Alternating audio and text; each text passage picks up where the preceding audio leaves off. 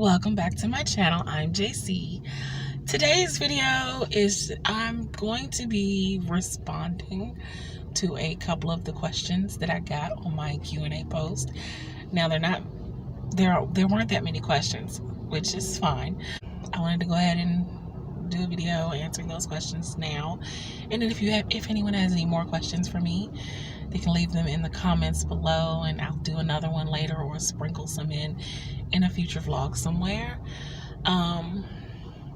But these have been here for 3 weeks now, so I'm gonna go ahead and answer them. I was waiting to hopefully get some more, but I love these questions though. They really made me think, because I had to go do some searching for one of them, which was very interesting. So the first question I got was from Anna, or Int Hugger around the interwebs, and she asked if I could give one piece of writing advice based on my strengths as a writer, what would it be? And that made me think, because I'm like, I don't know what my strengths are, but I know because what you like doing as a writer doesn't necessarily mean that's your strong suit. I like dialogue. I really, really love dialogue, but it doesn't necessarily mean that that's what I'm strong at. Although I have been told by other people who've read my work that I'm fairly good at dialogue, and somewhat good at getting a good voice for the character, which is great. But my advice as it pertains to dialogue would be, this is going to sound strange, but when you're writing dialogue, to kind of act out the conversations that you're writing, which sounds a little crazy, but because I literally pictured someone like literally going back and forth playing each person. You don't have to do all of that, but kind of talk out the conversation out loud. It sounds different when you're reading it on paper but not verbalizing it out loud. It'll sound different than if you just go ahead and say it out loud, so you can hear how it sounds, hear if it rings true to what someone would actually say in this particular scenario, or it's just really good. Or you can get someone else to kind of read one part of the conversation so that y'all can go back and forth and you can see if it's a genuine, real, a genuine feeling dialogue. Did I say that right? If it feels genuine, if the dialogue feels genuine. Basic writing advice basic writing advice I would give would be to disregard the write what you know. I hate that piece of advice so very much. And I get it somewhat, but I think I've said this before.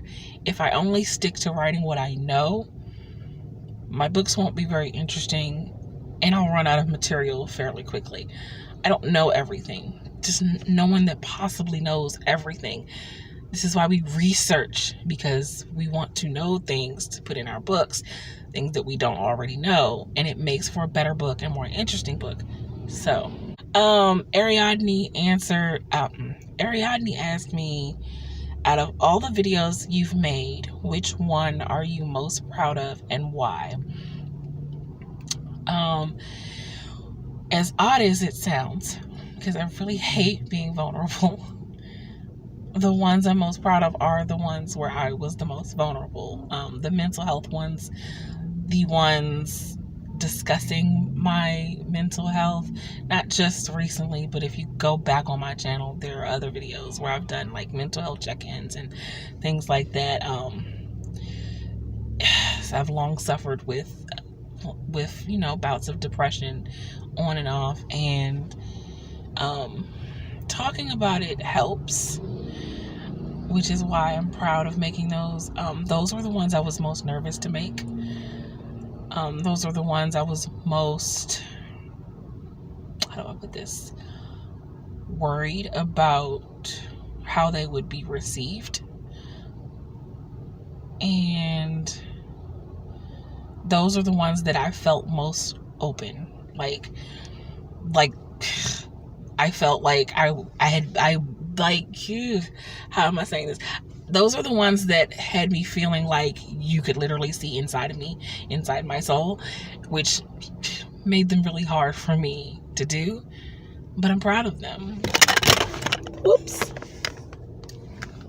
I'm gonna just ignore that happened, because this is what happens when you don't have a tripod anymore.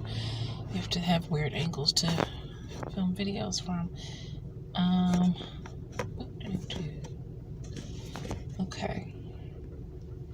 As I was saying, those are the ones that I'm most proud of, because those are the ones that took the most out of me to film. And you got to do what makes you uncomfortable sometimes and what you're scared to do. Wish I did that more often, really. But the next question is from, I think, Rachel, RK Stumbling Bear. And she asked, what were your favorite childhood books? And okay, while Little Women was my favoriteest book reading as a child, when I discovered Little Women, I think the books that really got me started, and which I really loved, were Sweet Valley High, Don't Judge Me, The Babysitter's Club, Are You There, God? It's Me, Margaret, so Judy Blume, all of Judy Blume. Not just Are You There, God? It's Me, Margaret, but pretty much all of Judy Blume. And even though I've never really been a horror person, I liked R.L. Stein a lot. I loved the Choose Your Own Adventure books. I don't know what the authors of those are, but I loved those. But I really loved Babysitter's Club. And really love Babysitter. I think I had all of them at one point. And I think I had most of Sweet Valley High.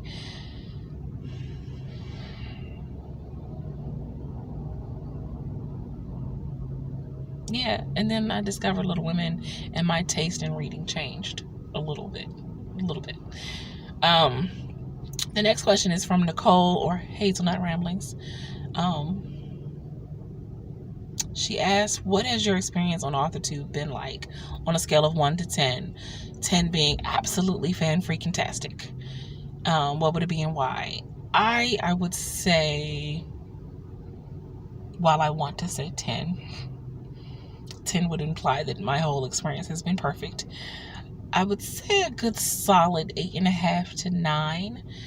And why is because of the group of friends that I made on AuthorTube, who I don't know what I would do without, and I love them very much. Y'all know who you are. And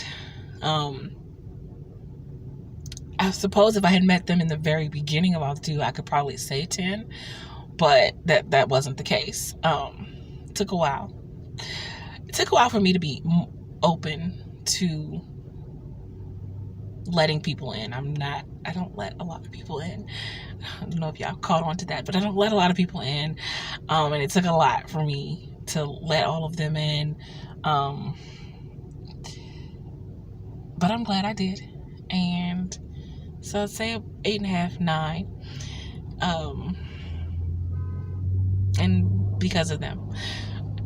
Because it really means something when you meet people that get you, that are there for you, and want nothing other than for you to succeed. Well, y'all want nothing other than each other to succeed. And I think people underestimate how much that means in one's journey. And the last one is like a 2-part. Eva, what's your favorite video of your own uploads? And then, is it the same as the most popular? My favorite? I don't know that I have a favorite. That's a really good question. But what was interesting about this question was,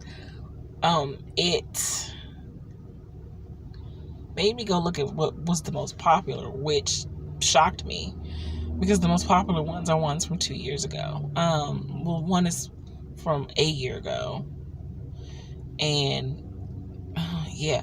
Okay, so the most popular ones are most of my masterclass videos.